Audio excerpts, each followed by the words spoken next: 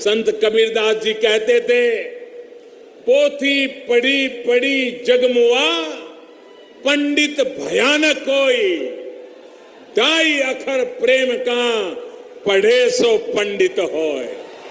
साथियों, कबीर ने सारी जिंदगी उसूलों पर ध्यान दिया, दुनिया के उसूलों पर नहीं, अपने बनाए और सही समझे उसूलों पर। मगहर आने के पीछे भी तो यही तो वजह थी। संत कबीरदास जी ने तब के बादशाह को चुनौती दी थी, और कबीरदास की चुनौती थी, डर की बात कहो दरवेशा, डर की बात कहो दरवेशा, बादशाह है कौन भैसा।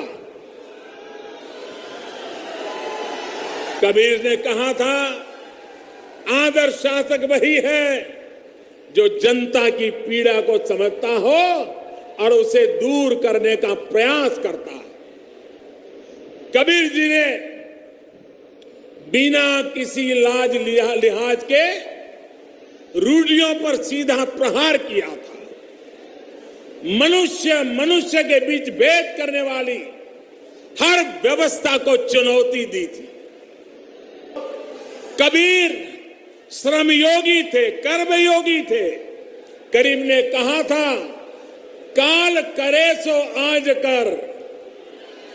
कबीर काम में विश्वास रखते थे, अपने राम में विश्वास रखते थे। मानवता की रक्षा, विश्व बंधुत्व और परस्पर प्रेम के लिए कबीर की वाणी एक बहुत बड़ा सरल माध्यम है। खुद कबीर जी ने भी कहा है,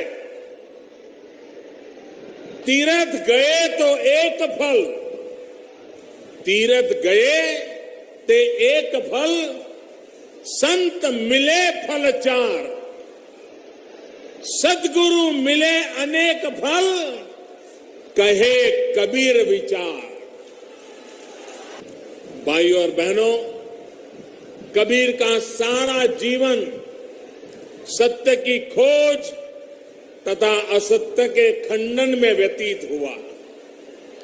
कबीर की साधना